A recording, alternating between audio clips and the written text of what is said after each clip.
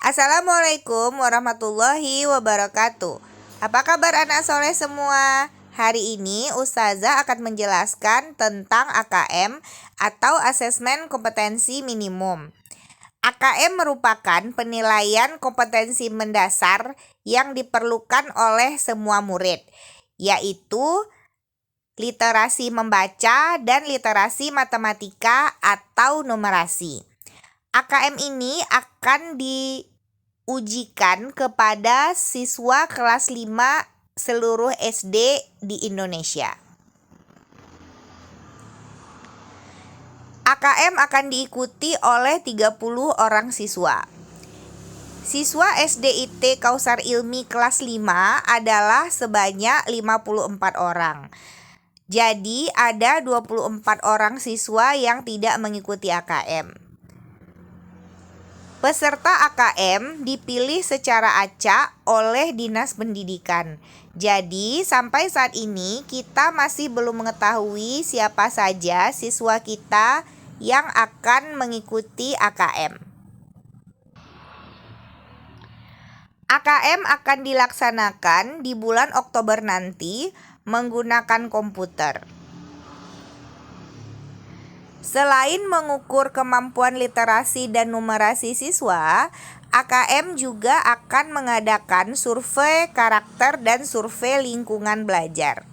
Survei karakter akan mengukur emosional atau karakter siswa, yaitu akan mengukur beriman, bertakwa, dan berakhlak mulia, berkebinekaan global, bergotong royong, bernalar kritis, mandiri, dan kreatif.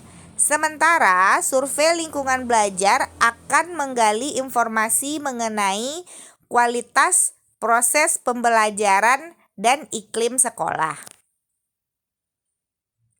Bentuk soal AKM terdiri dari pilihan ganda kompleks, menjodohkan, isian singkat, dan uraian. Pelaksanaan AKM terdiri dari 2 hari.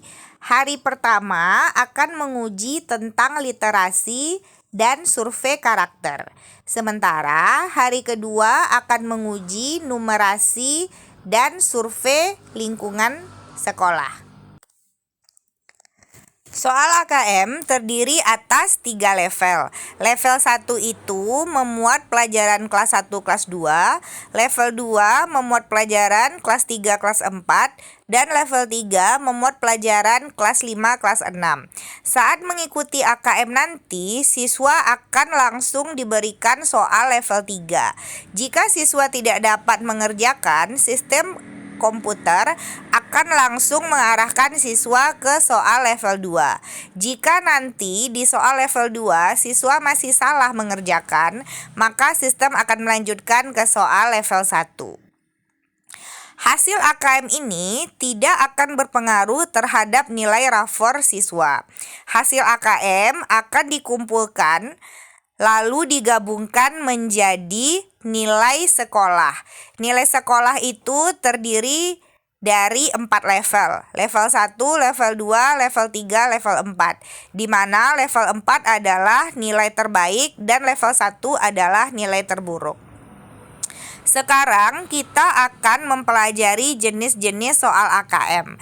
Di sini kita akan mempelajari soal pilihan ganda. Di sini yang Ustazah contohkan adalah jenis soal literasi fiksi untuk level 1. Di sini bisa dilihat ada gambar dan cerita, lalu di bawahnya ada pertanyaan. Di sini adalah jenis soal pilihan ganda. Pertanyaannya, berapa lama telur komodo akan menetas? Jawabannya ada A, B, atau C. Jadi nanti siswa memilih satu buah jawaban yang dianggap benar. Selanjutnya, kita akan mempelajari soal pilihan ganda kompleks. Pilihan ganda kompleks ini ada 2 jenis. Yang pertama, Jenis pertanyaannya adalah seperti ini. Benar, salah. Jadi diberikan pernyataan, lalu siswa harus menyatakan pernyataan itu benar atau salah. Di sini misalnya bayi komodo tetap tertidur ketika ada bunyi krak-krak. Berdasarkan cerita, nanti siswa akan memutuskan pernyataan ini benar atau salah. Jika benar, maka diklik di kolom benar, jika salah maka diklik di kolom salah. Lalu pernyataan kedua, bayi komodo datang mendekati bayi komodo yang baru menetas. Ditulis juga ini benar atau salah. Lalu pernyataan ketiga, bayi komodo merasa takut dengan bayi-bayi komodo lain. Ini juga nanti dijelaskan apakah ini benar atau salah. Selanjutnya ada juga selain benar salah, ada juga pilihannya adalah sesuai atau tidak sesuai.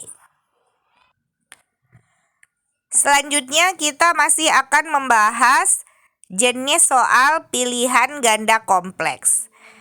Di sini perintahnya adalah kamu dapat memilih lebih dari satu jawaban. Di sini ada pertanyaan, apa yang membuat bayi komodo takut ketika melihat bayi komodo lain? Ada 3 pilihan jawaban, tapi karena tadi perintahnya adalah kamu dapat memilih lebih dari satu jawaban, maka di sini siswa diharapkan memilih lebih dari satu. Pilihan jawabannya ada jumlahnya sangat banyak, suaranya menyeramkan, warna kulit berwarna-warni. Silahkan memilih lebih dari satu jawaban. Bisa jadi 2 jawaban yang benar atau 3-tiganya adalah jawaban yang benar. Selanjutnya, kita akan mempelajari soal menjodohkan. Contohnya seperti ini. Ada cerita, lalu perintah soalnya adalah pasangkanlah peristiwa yang ada pada lajur kiri dengan tokoh yang ada pada lajur kanan sesuai dengan isi bacaan. Peristiwanya suka memberi uang receh dan suka bernyanyi dengan suara serak dan nafas yang sesak. Lalu pelakunya Siti dan Udin, Om dan Tante, dan pilihan ketiganya adalah Siti dan Om. Anak Ustazah nanti menarik garis dari peristiwa ke pelaku yang cocok. Contohnya seperti ini dan seperti ini. Jadi peristiwa suka memberi uang receh dengan seadanya, pelakunya adalah Om dan Tante. Yang suka bernyanyi dengan suara serak dan nafas yang sesak adalah Siti dan Udin.